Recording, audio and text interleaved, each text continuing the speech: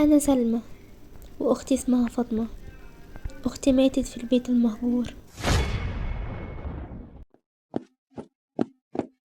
يا فاطمة يا مهند تعالوا يلا. ايه ده؟ واو، البيت شكله تحفة.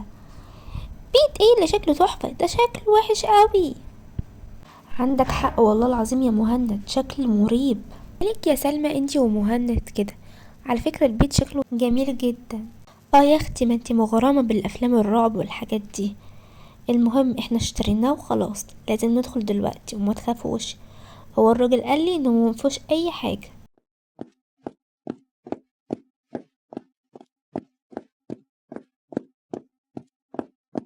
ايش البيت التحفة دون. بس ايه رأيكم؟ انا اللي مختاره، شكله تحفة صح؟ هو يعني شكله من بره مش احلى حاجة، بس مش مهم، احنا هنبقى نعدله.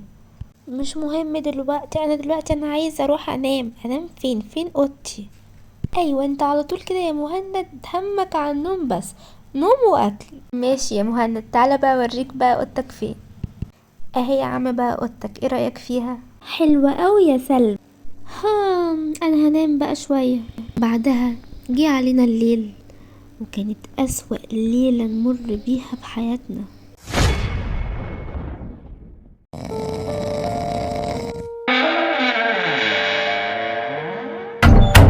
ايه ده؟ بسم الله الرحمن الرحيم. يا سلمى يا فاطمة يا سلمى، يا بنات اصحوا الحقوني بسرعة.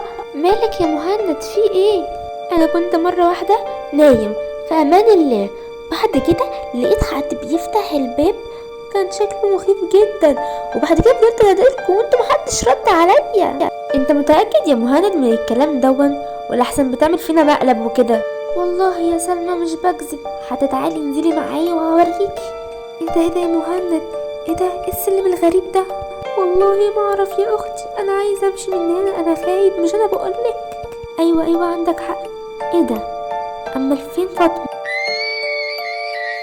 ايه ده يا سلمى؟ سمعتي؟ ده صوت فاطمه بتصرخ. ايوه صح انا سمعتها. تعالي ننزل نشوفها. انا حاسه ان انا سامعاها من القبو اللي في البيت. يا فاطمه انتي يا بنتي، يا فاطمه انتي رحتي فين؟ انت شايف اللي انا شايفاه يا مهند؟ انت شايف ايه يا سلمى؟ بص يا ابني جنبك، بص. ايه ده يا ماما؟ الحقوني.